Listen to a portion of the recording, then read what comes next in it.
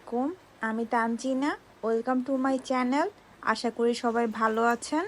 আজকে একটা unique recipe try করব, নামকিন গোস্ত। যদিও রেসিপিটা আমাদের দেশীয় না, তারপরেও অনলাইন জুড়ে এত এত দেখছি, তাই ভাবলাম একটু ট্রাই করাই যায়। নামকিন গোস্তে নর্মালি বেশি মশলা থাকে না, বড় বড় পিস আলু থাকে, আস্ত রসুন পেঁয়াজ থাকে। তাই আমি পেঁয়াজ রসুন আর আলু ছুলে নিতেছি।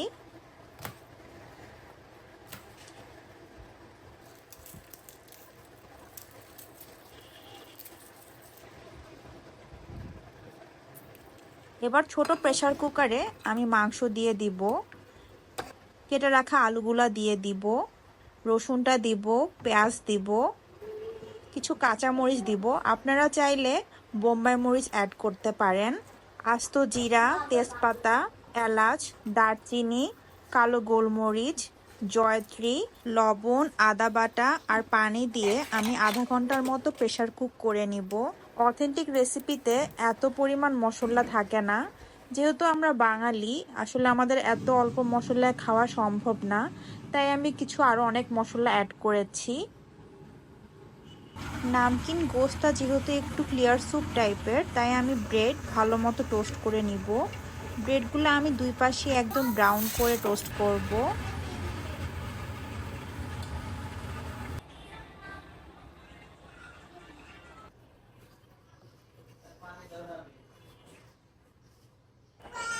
রেসিপিটা আমাদের কারো কাছে তেমন ভালো লাগে নাই। পরবর্তীতে যদি আমি কখনো ট্রাই করি, একটু অন্যভাবে ট্রাই করব।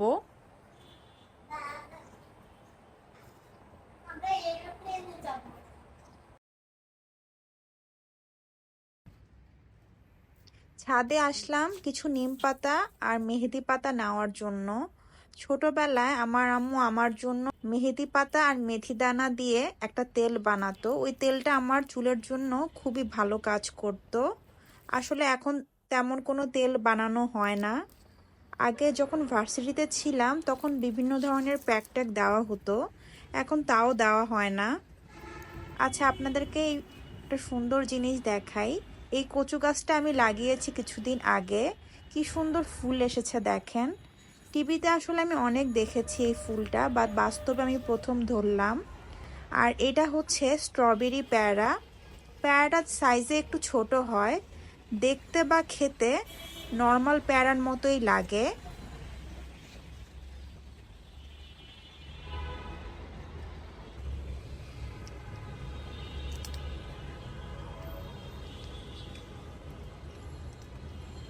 আর এটা হচ্ছে আমার লাল পেয়ারা গাছ, একদম টকটকে লাল, টকটকে লাল না, খয়েরি কালার হয়, খেতেও মোটামুটি বেশ ভালোই লাগে।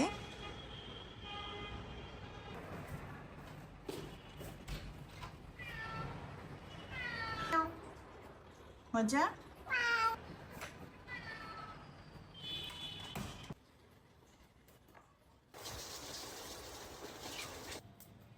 নিম পাতাগুলো আমি ডাল থেকে ছিঁড়ে একটা প্যানে নিয়ে নিব, সাথে মেহেদি পাতা দিব, সামান্য মেথি দানা আর কালো জিরা দিব, তারপরে নারিকেল তেল অ্যাড করব।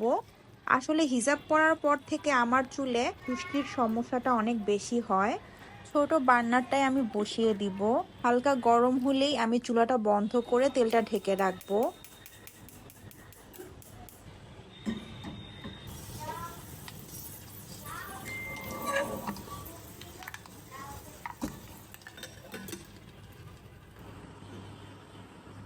একটু রেস্ট নিয়েই দুপুরে রান্না করতে চলে এলাম। আজকে দুপুরের জন্য রান্না করব কলার মোচা। কলার মোচা কিভাবে কাটতে হয় সেটাও আমি জানি না। অনলাইনে কিছু ভিডিও দেখে আমি এটা কাটা শিখেছি। যদিও দেখলাম অনেকগুলা লেয়ার ফেলতে হয়, কিন্তু এখানে একটা লেয়ারই ছিল। তারপরে আমি উপরটা ছুলে নিতেছি।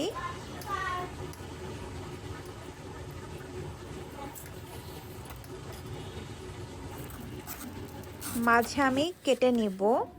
কেটে নেওয়ার পরে আমি স্লাইস করার সময় ভেবেছিলাম আঁশ উঠবে, যেটা আমি ভিডিওতে দেখেছিলাম, কিন্তু এই কলার মোচার কোনো আঁশ ছিল না।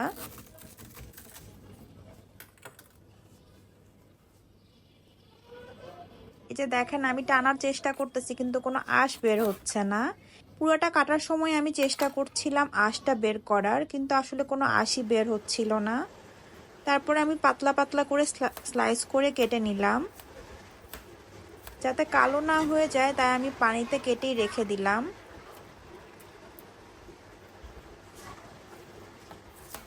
ইউটিউবে আমি বিভিন্ন রেসিপি দেখেছি, বাট আমার একটা রেসিপিও তেমন ভালো লাগে নাই, তাই আমি আমার মতো করে রেসিপিটা বানাবো। এখানে আমি আলু কুচি করে নিচ্ছি।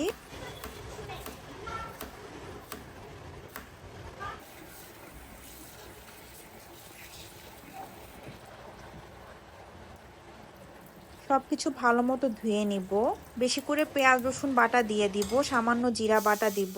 এই যে আমি মরিচ বেটে রাখি, বেটে বলতে ব্লেন্ড করে রাখি। এখন আর গুঁড়া মরিচ তেমন খাওয়া হয় না। তারপরে মশলা থেকে পানিটা একটু শুকিয়ে এলে আমি তেল দিয়ে দিব। তারপরে হলুদ আর লবণ দিয়ে ভালো মতো কষিয়ে শুটকি দিয়ে দিব। তারপরে দিয়ে দিব কেটে রাখা কলার মোচা আর আলুটা। মশলার সাথে ভালো মতো মিক্স করে ঢাকনা দিয়ে সিদ্ধ করে নিব।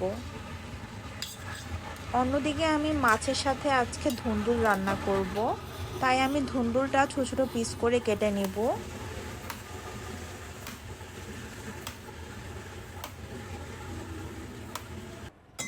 পেঁয়াজ রসুন জিরা বাটা দিয়ে আমি সরিষার তেল দিয়ে দিব। তারপরে লবণ হলুদ দিয়ে আমি মশলাটা ভালো মতো ভেজে নিব। এখানে আমি আমার ছোট মেয়ের জন্য ভাজা মশলাটা একটু সরিয়ে রাখলাম। তারপরে আমাদের মশলা যেটা রয়েছে সেটার মধ্যে একটু মরিচ বাটা দিলাম। কোরাল মাছটা না ভাজলেও খেতে খুব ভালো লাগে। আমি আজকে কষিয়ে রান্না করতেছি।